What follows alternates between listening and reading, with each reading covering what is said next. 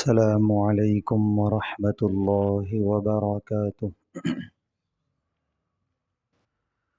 نحمده ونصلی علی رسوله الکریم، اما بعد۔ قابل قدر محترم حضرات، معزز نوجوان ساتھیوں، حسب سابق اس اتوار بھی انشاءاللہ ان احادیث کا ترجمہ ہوگا جس میں پیارے نبی صلی اللہ علیہ وسلم نے بڑی پیاری نصیحتیں فرمائی ہیں، دنیا اور آخرت میں کامیابی دلانے والی نصیحتیں۔ اس نیت کے ساتھ ہم سنیں کہ اللہ ہم سب کو ان نصیحتوں پر عمل کرنے کی توفیق عطا فرمائے۔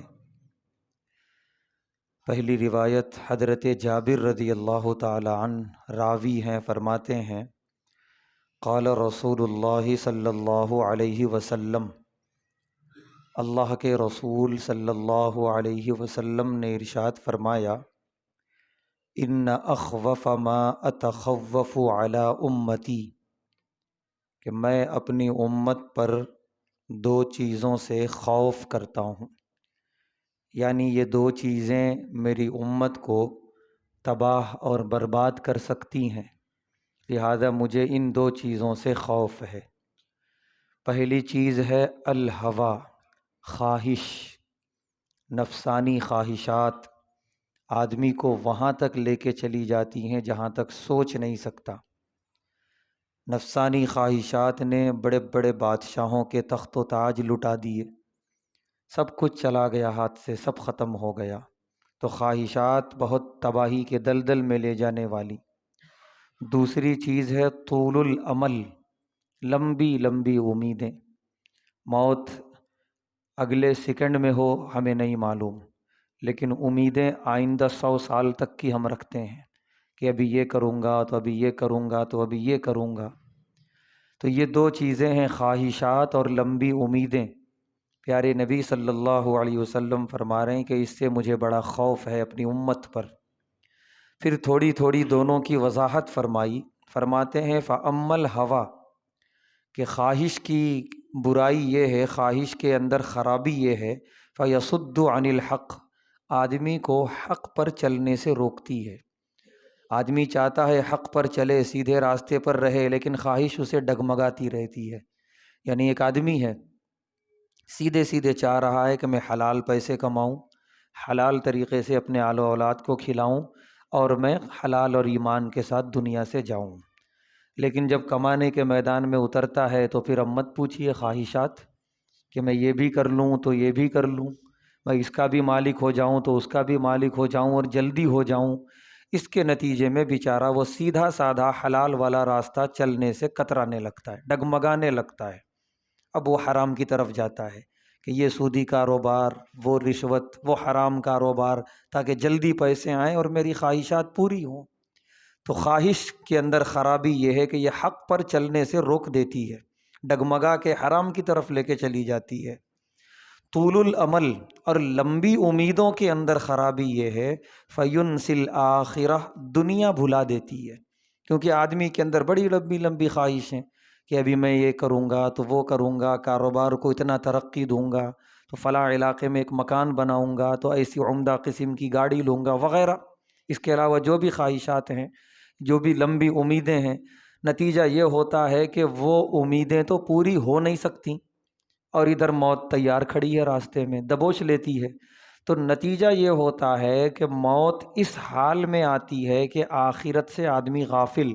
اپنی لمبی لمبی امیدوں کو مکمل کرنے کی فکر میں رہتا ہے۔ اس حال میں موت آ کے پکڑ لیتی ہے، جو کہ بہت ناپسندیدہ ہے موت، کہ آخرت کی یاد نہ ہو، آخرت کی فکر نہ ہو، آخرت کی تیاری نہ ہو اور موت آ جائے۔ تو اس ناپسندیدہ موت سے اپنے آپ کو بچانے کے لیے ضروری یہ ہے کہ امیدوں کو تھوڑا چھوٹا کرو۔ جو اپنی خواہش اور اپنی امیدوں پر قابو پا لیے تو پھر دنیا میں وہ ہر تباہی سے انشاءاللہ محفوظ رہیں گے، اور آخرت کی کامیابی ان کی یقینی ہے۔ تو اس حدیث میں یہ دو چیزوں کی نصیحت فرما رہے ہیں پیارے نبی صلی اللہ علیہ وسلم کہ خواہشات، بے جا خواہشات پیدا نہ کرو اور اپنی لمبی امیدوں کو کم کرو، بہت مختصر کرو کہ تم موت کی تیاری کر سکو، امیدوں میں غافل نہ ہو جاؤ۔ دوسری روایت جس کے راوی ہیں حضرت ابو ہریرہ رضی اللہ تعالی عنہ، فرماتے ہیں اللہ کے رسول صلی اللہ علیہ وسلم نے ارشاد فرمایا، اذا مات المیت، جب کسی شخص کا انتقال ہوتا ہے، ہر روز دنیا سے لوگ جا رہے ہیں، تو جب بھی کسی شخص کا انتقال ہوا، موت آئی، قالت الملائکہ، تو اس دنیا کی جو مخلوقات ہیں، فرشتے، وہ آپس میں بات کرتے ہیں، ما قدما، کیا لے کر آیا ہے بندہ۔ وہ ہلچل مچتی ہے فرشتوں کی دنیا میں، جیسے یہاں اس دنیا میں ہلچل مچتی ہے کسی کے جانے کی وجہ سے، رونا وغیرہ، تو وہاں پر ایک ہلچل مچتی ہے کہ بندہ لے کر کے آیا۔ جب اس کی روح جا رہی ہوتی ہے، فرشتے لے کر جا رہے ہوتے ہیں، تو بات چلتی ہے فرشتوں میں، کیسا تھا بندہ، کیا لے کر آیا ہے یہ، کتنے اچھے اعمال کیا یا کتنے برے اعمال کیا۔ وہاں یہ سوال ہوتا ہے، اگر اچھے اعمال ہیں، ماشاءاللہ نیکیوں کا ذخیرہ ہے، خوب استقبال ہوتا ہے، یہاں تک کہ عرش پر پہنچتی ہے وہ روح، جس کا پورا تذکرہ اللہ نے سورہ قیامہ میں فرمایا کہ اللہ کے عرش کے پاس روح لے کر فرشتے پہنچتے ہیں، تو اللہ خود سوال کرتے ہیں، حالانکہ اللہ عالم الغیب ہے، پھر بھی سوال کرتے ہیں کس کی روح لے کر آئے ہو، کیسا تھا یہ بندہ۔ جب اچھا تھا تو خوب استقبال ہوتا ہے، پھر فرشتے اگر کہتے ہیں کہ نہیں اس کے اندر یہ خرابیاں تھیں، فلا صدق ولا صلی ولکن کذب وتولی ثم ذهب الى اهله يتمطى، کہ نہ نماز پڑھتا تھا، نہ تصدیق کرتا تھا، اتراتا تھا، متکبرانہ زندگی گزارتا تھا۔ اللہ فرمائیں گے اولا لک فاولا، ہلاکت ہے اس کے لیے، پھر ہلاکت ہے، ثم اولا لک فاولا، پھر ہلاکت ہے اور پھر ہلاکت ہے، 4 مرتبہ بد دعا اللہ تبارک و تعالیٰ کی، اسے لے جا کے اسفل سافلین میں ڈھکیل دیا جاتا ہے اس روح کو۔ تو پہلی پیشی میں ہی اللہ اتنا ناراض ہو گئے، تو اب کیا خیال ہے جب آخرت میں پیشی ہوگی، کیا وہاں راضی ہوں گے؟ اللہ ہم سب کو ایسی ناراضگی سے محفوظ رکھے۔ تو وہاں فرشتوں کی دنیا میں یہ سوال ہوتا ہے بندہ کیا لے کر آیا۔ وقال بنو آدم، اور ادھر جہاں سے گیا ہے بندہ یعنی انسانوں کی دنیا میں، یہاں سوال یہ ہوتا ہے ما خلفا، کیا چھوڑ کے گیا، کتنی جائیداد ہے، کتنی زمینیں ہیں، جو وارثین ہیں اس فکر میں رہتے ہیں کتنی ملے گی ہمیں، وہ کاروبار میں نہ جانے ہمارا کتنا آئے گا، اولاد ہیں ان کو بھی فکر ہوتی ہے کہیں بڑا بھائی پورا نہ لے لے، یا کوئی اور کچھ کو کھینچ نہ لے، جو پارٹنر تھا کہیں وہ قبضہ نہ کر لے، یہ ساری فکر، یعنی ساری فکریں جو رہتی ہیں وہ اس کی، جو کچھ بھی کام آنے والا نہیں ہے اس مرحوم کو اس دنیا میں جانے کے بعد، جائیداد کی فکر، کاروبار کی فکر، مال و دولت کی فکر، زمینات کی فکر، کھیتی باڑی کی فکر، یہ فکروں میں سب رہتے ہیں۔ دیکھنے میں آتا ہے وہ تو بہت نیک بندے ہیں کہ جنہوں نے ایسی اولاد چھوڑ دی کہ جو کاروبار اور تجارت سے بڑی اہمیت اس بات کو دے رہے ہیں کہ میرے والد کی مغفرت ہو جائے، ہر صبح و شام والد کی قبر پہ حاضری، یا دور ہیں تو جہاں بھی ہیں تو اللہ کے دربار میں ہاتھ اٹھا کر دعائے مغفرت۔ بہت خوش نصیب ہیں وہ لوگ، لیکن بڑے کم ہوتے ہیں، لیکن جو ہیں بڑے خوش نصیب ہیں۔ لیکن دیکھنے میں کبھی یہ بھی آ جاتا ہے جو بڑے افسوس کی بات ہوتی ہے، انتقال ہوا والد کا، بچہ بیرون ملک ہے، بڑا احسان کیا تو جنازے میں آ کے شریک ہو گیا، بہت بیچارہ احسان کر دیا تو، ورنہ ایسا بھی دیکھنے میں آیا جنازے میں بھی شرکت نہیں، بس وہیں ہیں، چلو بیچارہ کسی طرح وقت نکالا، فرصت نکالا، آ گیا جنازے میں، جنازے میں شریک ہوا اور فوراً بھاگنے کی فکر ہے کہ بہت بڑی کمائی ہے ان کی، بہت لاکھوں روپے کی آمدنی ہے، ایک دن وہاں غیر حاضری لاکھوں کا نقصان ہو جائے گا، فوراً جانا ہے انہیں، لہذا فوراً بھاگتا ہے وہ۔ نتیجہ یہ ہوتا ہے کہ کبھی دعا کیا یا نہیں کیا، جب اس کو اتنی فکر تھی اپنی کمائی کی، اپنے والد کے انتقال کے وقت، ہم کیا امید کر سکتے ہیں کہ زندگی میں وہ اپنے والدین کے لیے دعائے مغفرت کر رہا ہوگا۔ تو اسی لیے ایک بڑی ذمہ داری ہے یہ والدین کی کہ اپنے اولاد کو کم سے کم اتنا ایمان والا بنائیں کہ 2 آنسو نکال سکے اپنے والدین کے لیے، جب ذرا گزرے قبرستان سے تو اسے یاد ہو کہ اسی میں میرے والدین دفن ہیں، تھوڑا سا گاڑی سائیڈ میں لے کے ذرا 3 مرتبہ قل هو اللہ، سورہ فاتحہ، 2 آنسو نکال دے، اللہ انہوں نے سب کچھ میرے لیے کیا، اب آپ کے حوالے ہے، مغفرت فرما دیجئے، عافیت کا معاملہ کر دیجئے، کم سے کم اتنا ایمان والا بنا کے جانا چاہیے۔ جب آئے مسجد میں مانگنے کے لیے، اللہ سے دعا کرنے کے لیے، خالی اپنا کاروبار نہ مانگے، خالی اپنی دولت کی دعائیں نہ مانگے، جو مانگنا ہے مانگے، تھوڑا سا شروعات کرے اپنے والدین سے کہ اللہ جو میں ہوں ان کی وجہ سے ہوں، لہٰذا ان کی مغفرت فرمائیے، ان کے درجات بلند فرمائیے، اس کے بعد جو مانگنا ہے مانگے۔ کم سے کم اتنا تو والدین اپنے بچوں کو بنا کے جائیں، اگر اس سے اور اچھا ہے تو الحمدللہ۔ ایسے بھی والے اولاد ہیں، ہر جمعہ ماشاءاللہ اپنے والدین کے لیے وقت دیتے ہیں، دعائیں کرتے ہیں ان کے لیے، ہوا تو قبر پہ حاضری دیتے ہیں۔ پیارے نبی صلی اللہ علیہ وسلم نے فرمایا قبروں کی زیارت کیا کرو، اس سے تمہاری آخرت کی یاد تازہ ہوگی، اس مقصد سے جاتے ہیں، اپنی آخرت بھی یاد کرتے ہیں، والدین کے لیے بھی دعائیں مغفرت کرتے ہیں۔ بڑے خوش نصیب ہیں یہ لوگ، ان کے والدین بڑے خوش نصیب ہیں جو ایسا بنا کے گئے اپنی اولاد کو، ورنہ خالی کاروبار کی فکر رہ گئی، اپنی تجارت، اپنے مال و دولت کی فکر رہ گئی، بس کسی طرح جنازے میں حاضری دیے اس کے بعد چلے گئے، پھر کہاں والدین کی قبر، کہاں والدین کی مغفرت، اپنے کمانے کی فکر ہے خالی، کوئی فائدہ نہیں ہے۔ تو پیارے نبی صلی اللہ علیہ وسلم فرما رہے ہیں کہ یعنی پیغام دے رہے ہیں کہ اب خود سوچ لو کہ ہمیں کیا کرنا ہے، کہ فرشتوں کی دنیا میں یہ سوال ہو رہا ہے کیا لے کر آیا ہے بندہ وہ بتائیے، کیا چھوڑ کر آیا اسے اس کا کوئی لینا دینا نہیں ہے۔ اب اس کی آگے کی جو زندگی ہے ہمیشہ ہمیش والی جو کبھی ختم ہونے والی نہیں ہے، وہ ٹکی ہوئی ہے، معلق ہے اس پر کہ کیا لے کر آیا ہے۔ اچھا لے کر آیا ہے، اچھی زندگی گزارے گا اب یہاں کی ہمیشہ ہمیش والی، نہیں لے کر آیا، خرابیاں لے کر آیا ہے تو تباہی اور بربادی ہے۔ کیا چھوڑ کر آیا اس کا تو سوال ہی نہیں کریں گے فرشتے، اس کا سوال یہاں انسانوں میں ہوتا ہے، ما خلفا، کیا چھوڑ کر آیا، کتنا مال چھوڑا، کیوں؟ تاکہ ہمیں کتنا ملے گا، کتنا زیادہ سے زیادہ ہمارے حصے میں آ جائے اور ہم اسے مال غنیمت کی طرح اڑا کے ختم کر دیں، چاہے وہ بیچارہ کتنی بھی محنت سے کمایا ہوگا۔ تو اس لیے پیارے نبی صلی اللہ علیہ وسلم نے بڑا عمدہ پیغام دیا کہ وہاں کے لیے زیادہ سے زیادہ ذخیرہ کر لو، یہاں بھی چھوڑ کے جاؤ اپنے اولاد کے لیے جتنا ہو سکے کہ وہ اپنے پیروں پہ مضبوطی سے جمی رہے، لیکن اس سے بہت زیادہ وہاں کے لیے جمع کرو کیونکہ وہ سب تمہارے کام آنے والا ہے۔ تو بڑی پیغام رساں حدیث ہے یہ ہمارے لیے۔ پیارے نبی صلی اللہ علیہ وسلم فرماتے ہیں اذا مات المیت، جب میت کا انتقال ہو جاتا ہے، قالت الملائکہ، فرشتے کہتے ہیں ما قدم، کیا لے کر آیا ہے، وقال بنو آدم، اور دنیا میں بنی آدم انسان کہتے ہیں ما خلف، کیا چھوڑ کر آیا ہے۔ رواہ البیہقی۔ اس کے بعد کی روایت جس کے راوی ہیں حضرت عبداللہ بن عمرو رضی اللہ تعالی عنہ، فرماتے ہیں قیل لرسول اللہ صلی اللہ علیہ وسلم، اللہ کے رسول صلی اللہ علیہ وسلم سے سوال کیا گیا، ای الناس افضل، کون سا انسان سب سے افضل ہے، سب سے بہتر ہے؟ پیارے نبی صلی اللہ علیہ وسلم نے فرمایا وہ انسان افضل ہے جس کے اندر یہ دو چیزیں ہوں، کل مخموم القلب، مخموم القلب، و صدوق اللسان، اور سچی زبان والا۔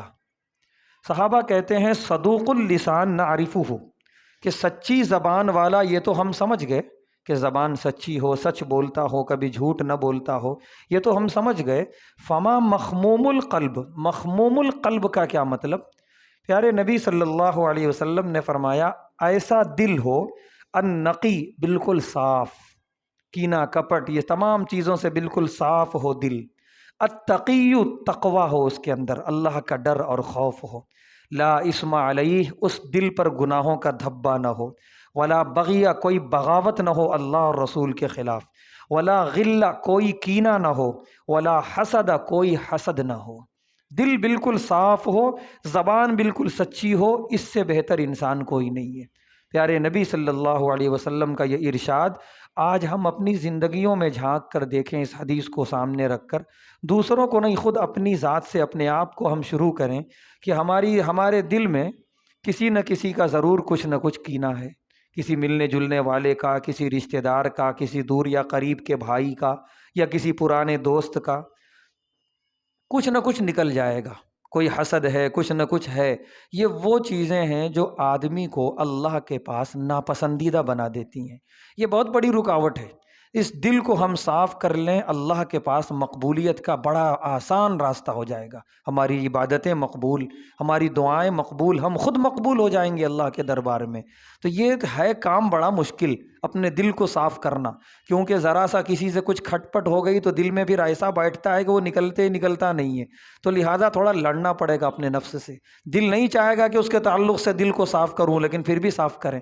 اللہ کی رضا کے لیے صاف کریں، اللہ اس کا بڑا نعم البدل عطا فرمائیں گے، دنیا میں بھی اور آخرت میں بھی اللہ اس کے بدلے میں دوسری بڑی بڑی نعمتیں دیں گے۔ ہم اپنے دلوں کو صاف کر لیں۔ تو یہ پیارے نبی صلی اللہ علیہ وسلم نے بڑی عمدہ بات ارشاد فرمائی کہ دل صاف ستھرا ہو، زبان سچی ہو، بہترین انسان ہے یہ۔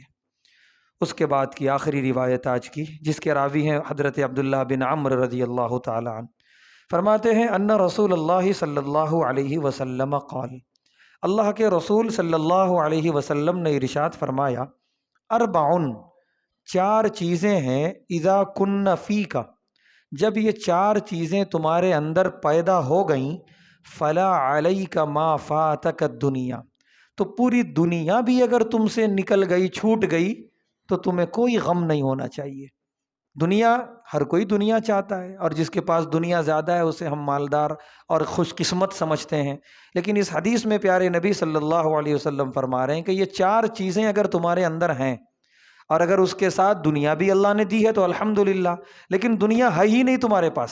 سب تمہارے ہاتھ سے نکل گیا، لیکن یہ چار چیزیں ہیں تو کوئی غم نہ کرو، تمہارے پاس بہت بڑی دولت ہے جو دوسروں کے پاس نہیں ہے۔ نمبر ایک، حفظ امانہ، امانت کی حفاظت، امانت داری، پیسوں کی بھی امانت داری ہے۔ ہم کسی کے ذمہ دار ہیں تو وہ ذمہ داری امانت ہے۔ ہم کہیں پر ملازمت کر رہے ہیں تو امانت ہے، ہم صحیح ملازمت کریں، صحیح وقت پر جائیں، صحیح وقت پر آئیں۔ ہم کسی عہدے پر ہیں، وہ عہدہ امانت ہے۔ ہم صاحب اولاد ہیں تو ہمارے بچے ہمارے لیے امانت ہیں، ان کی صحیح تربیت کریں۔ ہم مدرس، پڑھانے والے استاذ ہیں تو پڑھنے والے بچے ہمارے لیے امانت ہیں، ان کا وقت ضائع نہ کریں، انہیں صحیح علم سے آراستہ کریں۔ الغرض ہر کوئی اگر دیکھا گیا تو امانتوں میں گھرا ہوا ہے، تو امانت میں اگر خیانت نہیں، امانت داری کا جذبہ اگر ہے، یہ بہت بڑی نعمت اللہ کی طرف سے۔ دوسری نعمت صدق و حدیث، زبان کی سچائی، گفتگو کی سچائی، آدمی جھوٹ نہ بولے چاہے کچھ بھی ہو جائے، زبان بالکل صاف ستھری ہو، دوسری نعمت۔ تیسری نعمت حسن و خلیقت، اچھے اخلاق ہوں، لوگوں کے ساتھ حسن سلوک ہو، ملنساری ہو، اخلاق اچھے ہوں۔ چوتھی چیز ہے عفت فی طعمت، کھانے میں حلال لقمہ کھاتا ہو، حرام سے اور شکوک و شبہات والی کمائی سے اپنے آپ کو بچاتا ہو، بالکل حلال اور صاف ستھری کمائی ہو اور حلال طریقے سے وہ کھاتا ہو اور اپنی آل و اولاد کو کھلاتا ہو۔ یہ چار چیزیں اگر ہیں، پیارے نبی صلی اللہ علیہ وسلم فرما رہے ہیں اگر اس کے علاوہ پوری دنیا بھی تمہارے پاس نہیں ہے تو غم مت کرو، تمہارے پاس وہ دولت ہے، یہ دولت اس دنیا میں نہیں، اس دنیا میں بہت بڑی شکل میں نظر آئے گی۔ سب سے پہلی چیز امانت داری، امانت میں خیانت نہیں۔ دوسری چیز زبان کی سچائی، ہر حال میں سچ بولنا ہے، جھوٹ کے قریب بھی نہیں جانا۔ تیسری چیز اچھے اخلاق، لوگوں کے ساتھ ہمارے تعلقات اچھے ہوں، روابط اچھے ہوں، ملنساری کا جذبہ ہو۔ اور چوتھے نمبر پر ہے اپنا دانہ اور لقمہ جو ہم کھا رہے ہیں اور آل و اولاد کو کھلا رہے ہیں، انتہائی حلال اور پاکیزہ ہو۔ یہ چار نعمتیں اگر اللہ کی طرف سے مل گئیں تو اللہ تبارک و تعالیٰ کا بہت بڑا انعام ہے، بہت بڑا اکرام ہے۔ اس سے بڑی نعمت اللہ اور اس کے رسول صلی اللہ علیہ وسلم کی نگاہ میں کوئی اور نہیں ہے۔ اللہ تعالیٰ سے دعا ہے اللہ تعالیٰ ہم تمام کو ان پیاری نصیحتوں پر خوب عمل کرنے کی توفیق عطا فرمائے، ہر طرح کے غلط راستوں سے اور نفسانی خواہشات سے، لمبی امیدوں سے ہم سب کی حفاظت فرمائے۔ وآخر دعوانا الحمد للہ رب العالمین۔